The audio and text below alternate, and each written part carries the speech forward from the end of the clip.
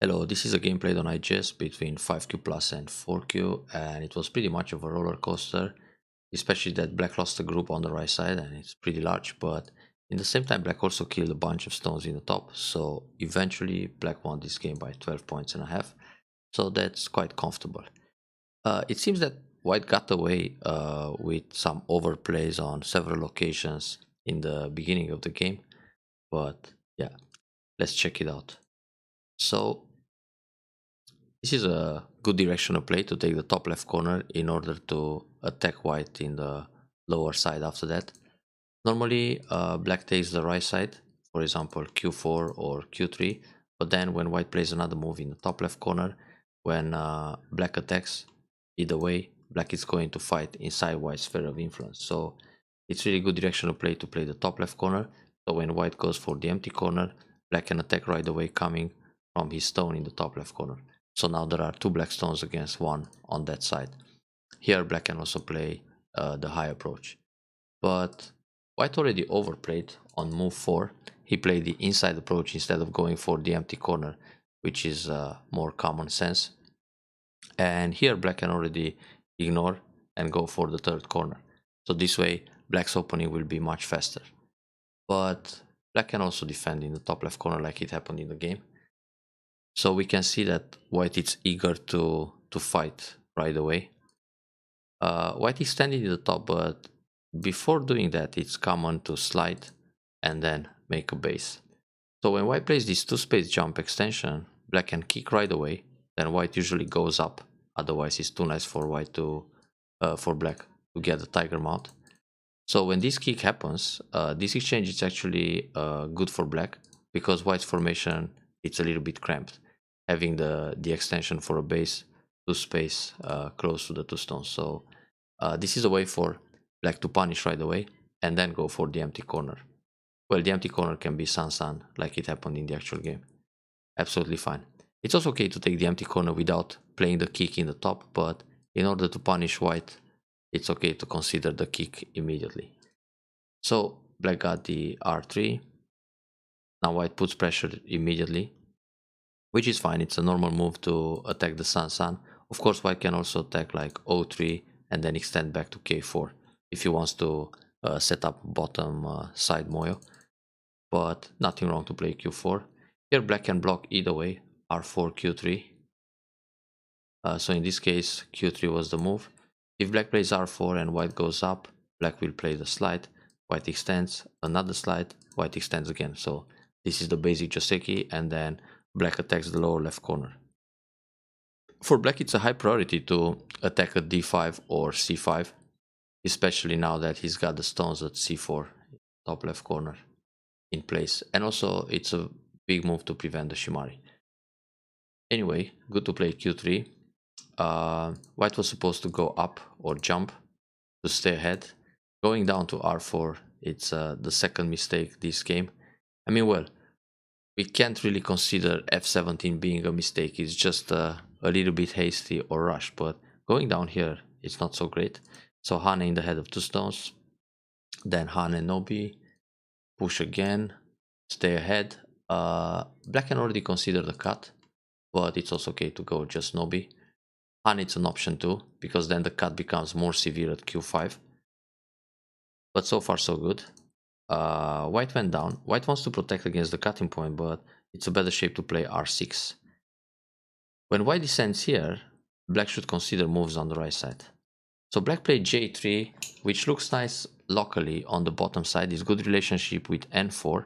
But actually, white having the wall on the right side, it's more interesting for black to play a move like r9, which next is going to prepare the peep at q6. So like this white's wall, it's completely useless. Now, playing r9, if white extends from the wall at r7 and black just plays away, this exchange on the right side, it's already beneficial to black because white got a narrow extension from the wall, so white is over concentrated. It's always nice to force your opponent into a Korigatachi formation or an over concentrated shape. So that exchange can be played once and left like that. If white plays away, white makes a Shimari here, for example, black will continue attacking the wall with this peep and then descend. So black makes a base in front of white's wall, and white is forced to run out. And then on the way out, black can get induce the moves in order to develop the right side and the bottom to build some territory while attacking. So this is just good flow for black.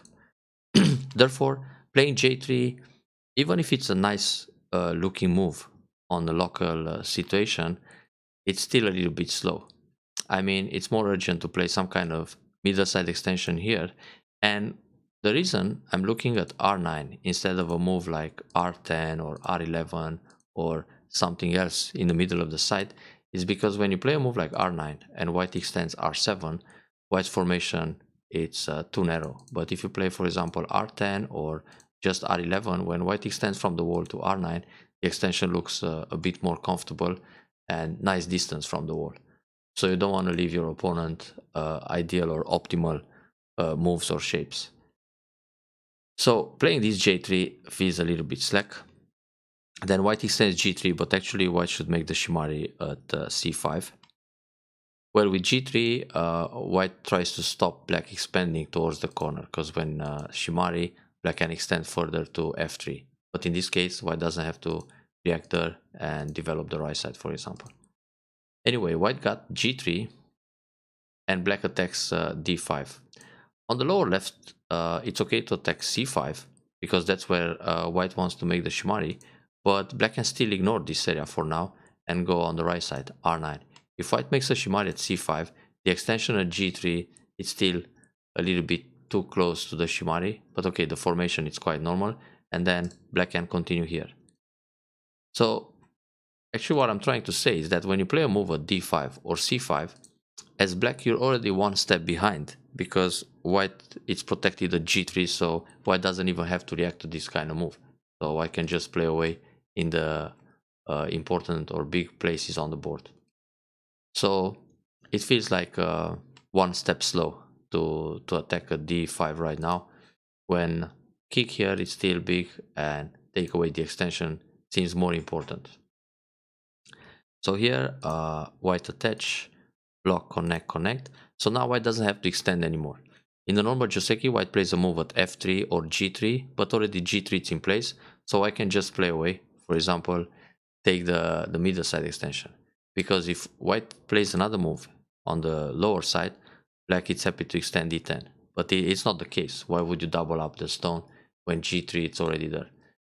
So, but here white plays a strange move, this overplay, trying to connect under with that kind of second line invasion. It's a bit strange.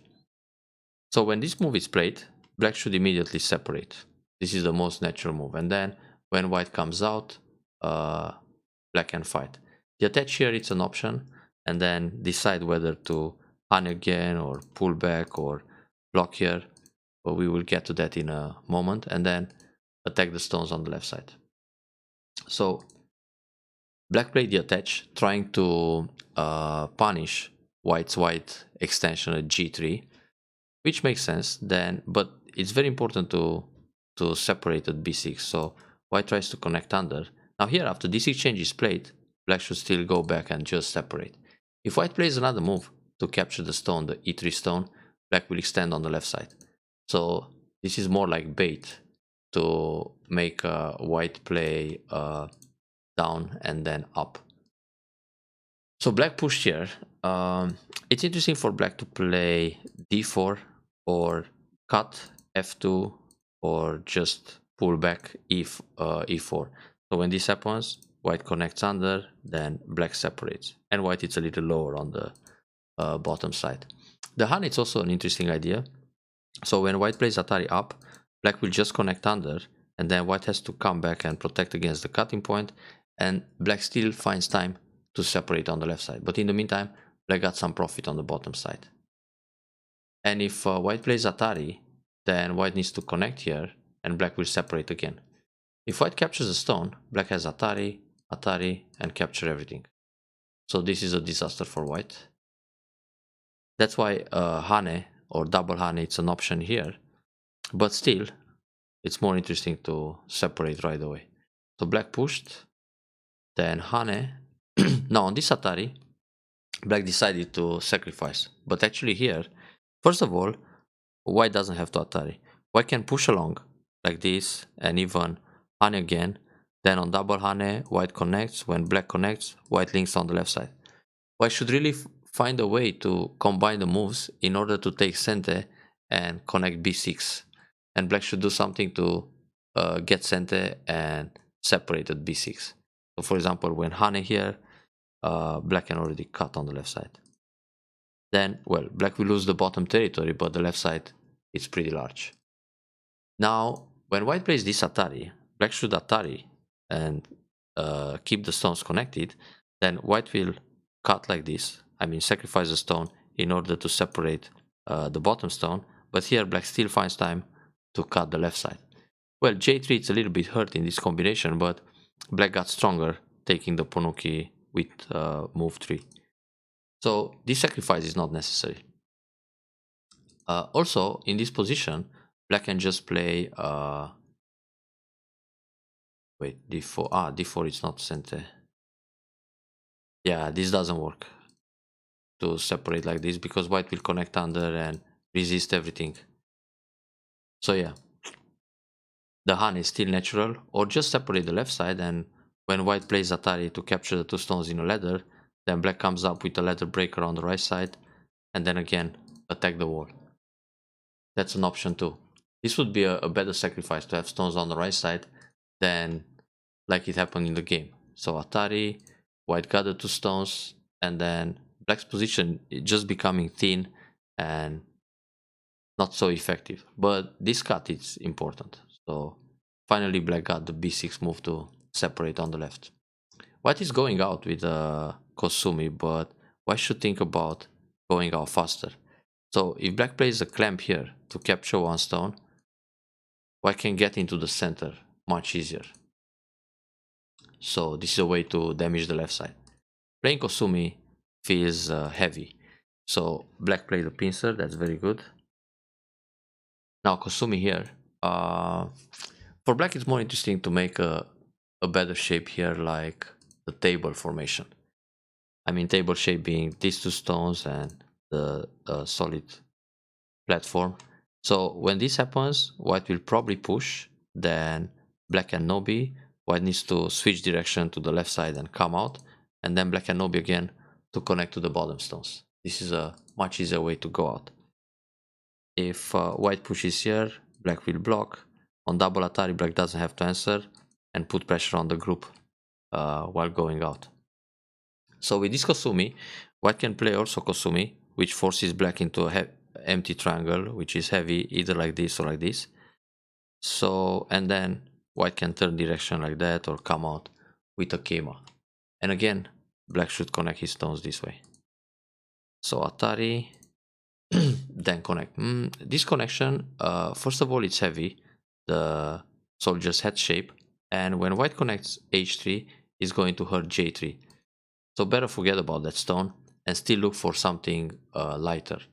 For example, a one space jump. If white captures this stone and black connects, the shape is much better in the middle. And anyway, white was already strong, taking those two stones and create a turtle shape. So if white captures another stone and he becomes even stronger where he's super thick, it doesn't matter. It just results into an over-concentrated formation. So in this case, it's okay to accept that your opponent makes a Ponuki. It's not such a big deal. So black connects, white connects, then black goes out. That's a very good move, playing the cap. Even though there's a little bit of agi when white plays the pip here, threatening to cut e5 or push through. So let's see if there's a better way to go out. Maybe jump to the right, threatening to connect with the bottom stones. If white comes here, then just protect. White needs to go out and then connect like this. And if white wants to separate the bottom by playing here, then jump from this direction.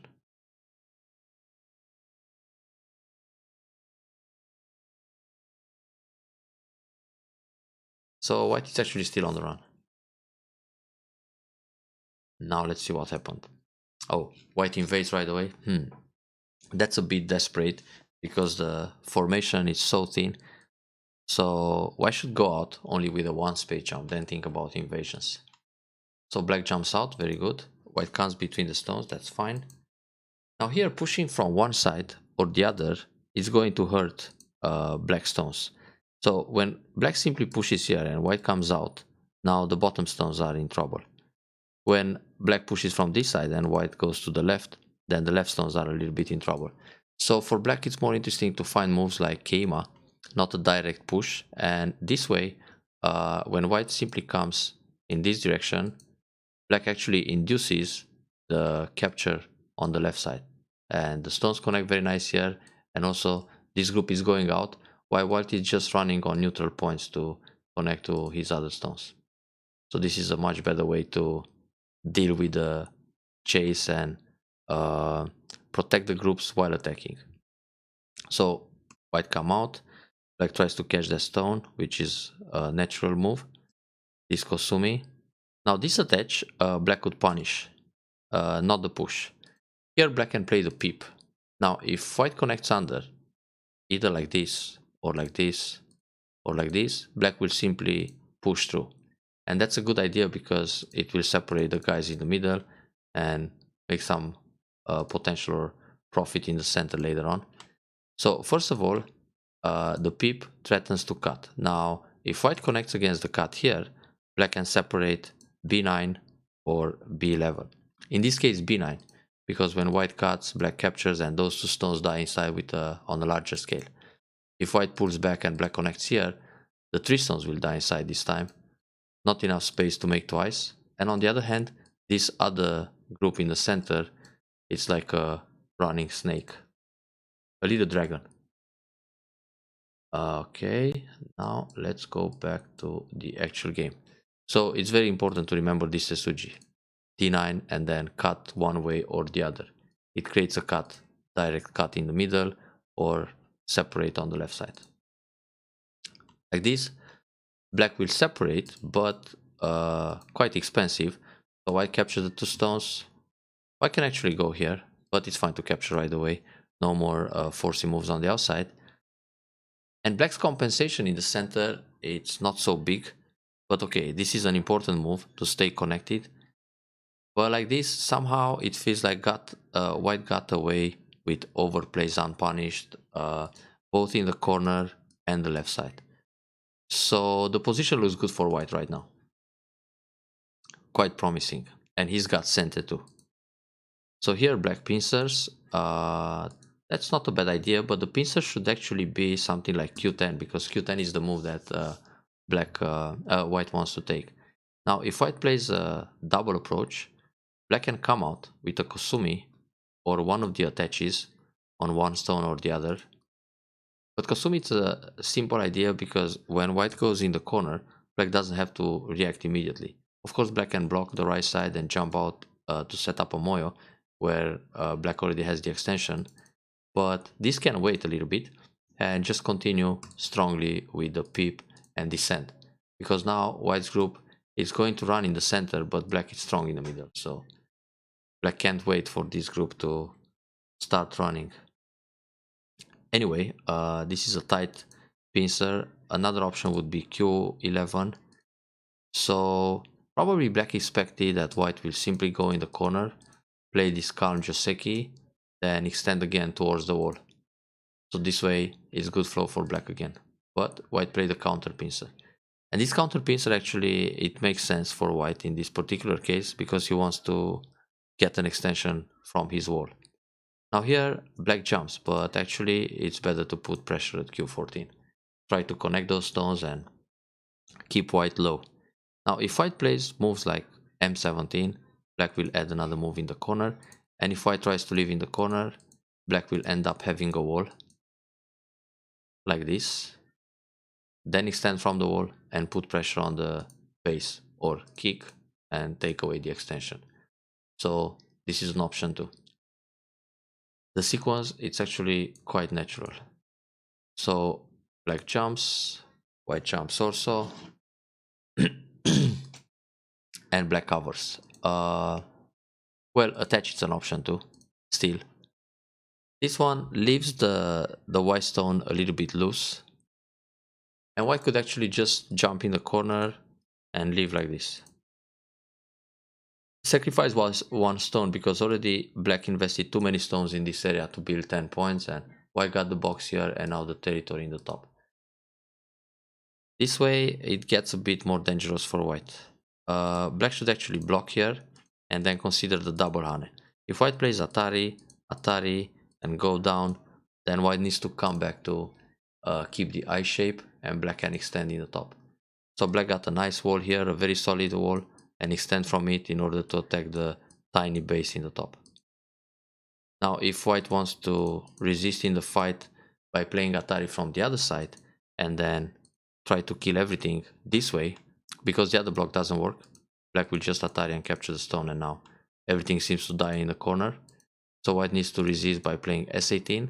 Black expands the liberties, Atari couple of times, and then honey in the corner. Now when this honey is played, white can go down to gain some liberties, but black has the option to throw in an Atari, fight the ko, and when this ko it's won, white's position is pretty much a collapse. And it's hard for white to find ko threats right now. For example, I know Tsuke here to separate, black is going to ignore and just attack. These guys are dead, then attack the other ones. Very strong formation. And actually in the top left corner, black can still live. So the threat doesn't really damage much. Alright, back to the original game. This block was a little bit loose. Leaves several cutting points. So white pushes. This is the kind of position where black should block without thinking much. I mean, there are lots of cutting points, but let's say white cuts here. Black has time to play Atari first and then descend. And now white's group is in trouble. And if white cuts the other way, same thing can happen. Atari once and then go down. And it's really difficult for white to live in that area. Not too much space. One eye only. So now black played the Atari, but even after this Atari, the cut is an option. It's just that now there are many cutting, I mean the block at 0.15 it's an option. There are many cutting points, like white can start here, then Atari this way, Atari couple of times like this, Atari to go out. But then in order to save this group, white has to peep and push through. Wow, and even this is a problem, because black can block here, then when white cuts, Atari and Atari. So, oh yeah, after this peep, white has to play S12, doesn't work to push through. And now when black tries to cut, it works to play the push and then capture. So yeah, white will survive, but at a very big cost, because he's losing lots of stones in the corner in order to connect his group on the side. So his tiny group just escapes by connecting under, but black got a lot of profit on the outside in the process. So it's really good to block your opponent and force him survive like this, because now it's very comfortable for white to come out. So this is where white is going to be in control. Now instead of blocking, white should play the hane, because this creates a shortage of liberties to use the cutting points. Now on this hane, if black cuts or blocks, white will just cut in the corner, then there's Atari and capture. So when black captures here, Atari and take 3 stones, it will be a disaster. Therefore, black has to go down. Then double hane works, and white is out already. So if white hane like this, black is actually supposed to defend Q18, and then white can just play a hanging connection and the group is out. Now those guys in the middle for black are on the run, so black needs to jump out like this or another one space jump.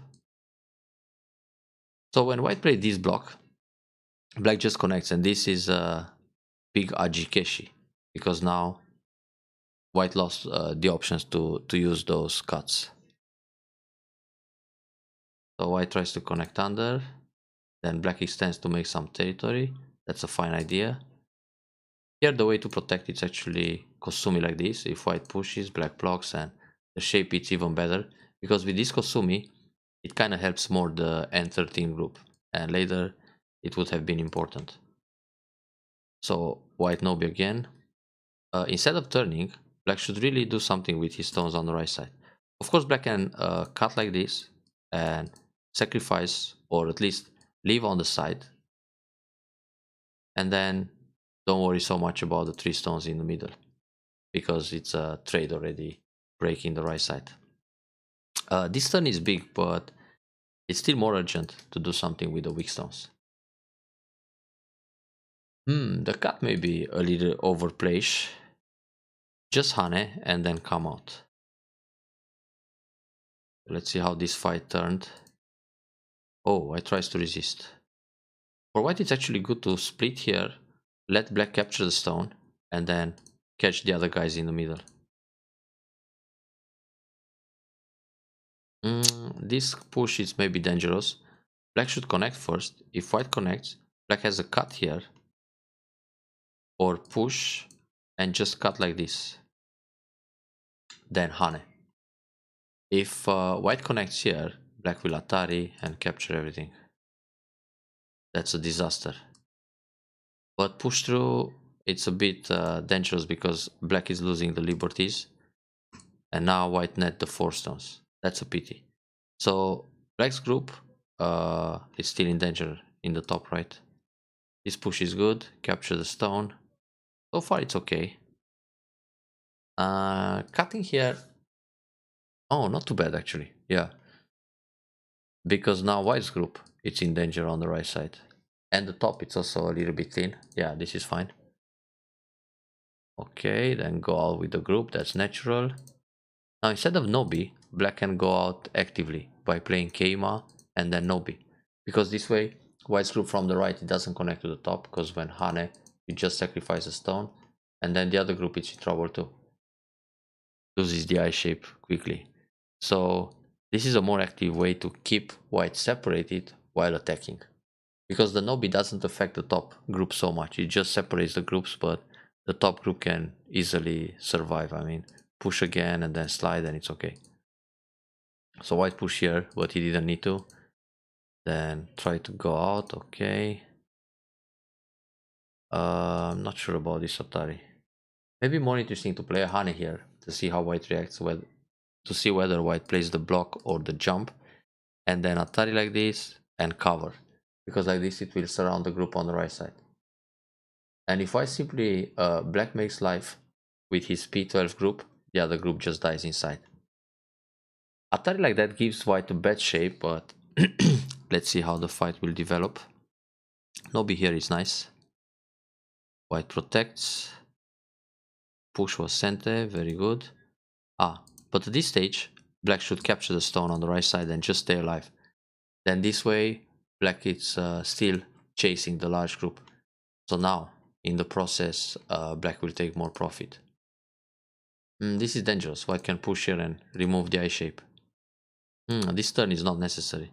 White should also be aware that his group is under a lot of pressure. So do something here and try to stay alive. So when black leaves, white leaves.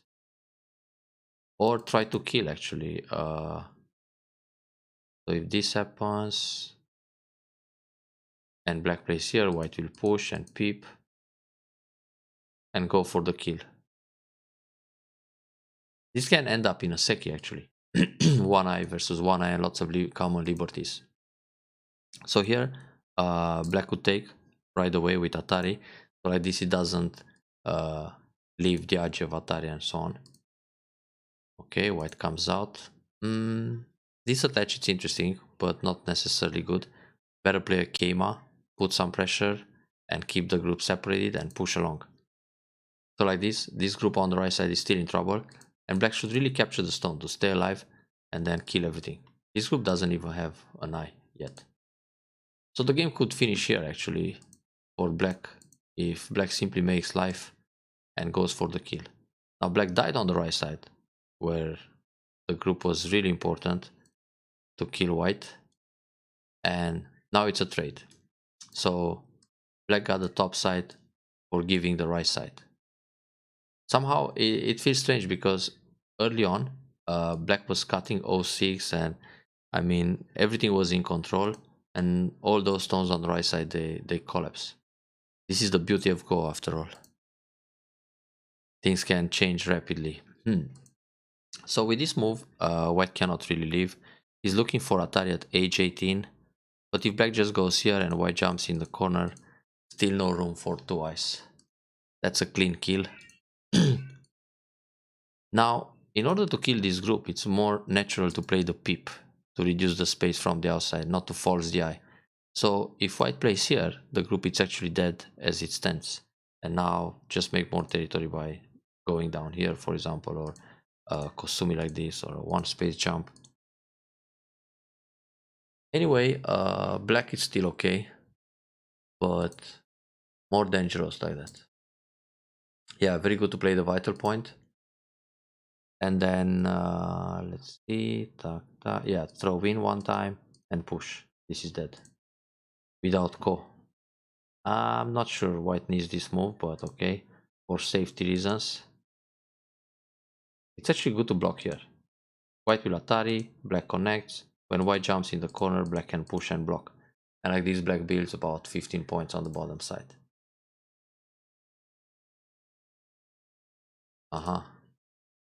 Isane was preparing some Aji around here.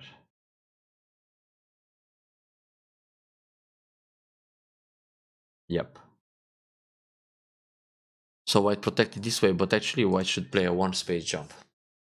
If black cuts now, white will just take and that's it. This way, black got to destroy more. This is also unnecessary. Black was dead already. Oh, the way white blocks the monkey jump is strange. White should play b3, then Atari, then defend. Simple way.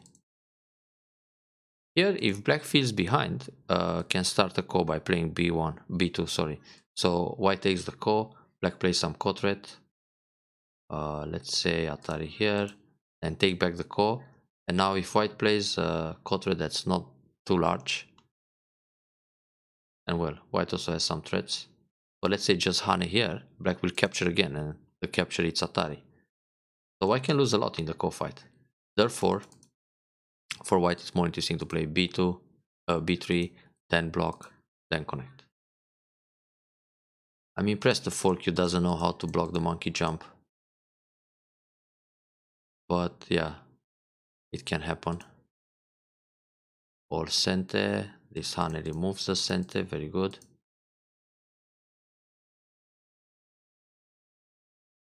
Okay. And now not much can happen from here on. Only 1-2 points moves. Fine. Oh. So this Atari actually it's fine, yeah. It works. But the throw-in would work even easier. Because that's a false eye. Yeah, it's the same thing actually. Not necessary to take the ko. Just play here. When white captures, this is a false eye and this is a false eye. And black doesn't even have to answer now. Black can play away, just say pass. And then when white plays the Hane, play a one space jump on the push, pull back, on the turn Hane, push again, pull back again. So there is no way to create another eye around here. All these eyes are false, so there is only one big eye. Sumego, it's key. Yeah, very good. And this move is also not necessary. But okay, to show your opponent that he's finished, it's fine to add another move sometimes as declaration of victory. He was trying everything to come back. But eventually he didn't. So well done on the win, but a little bit shaky play on the right side. Enjoy the review and win more convincing next time.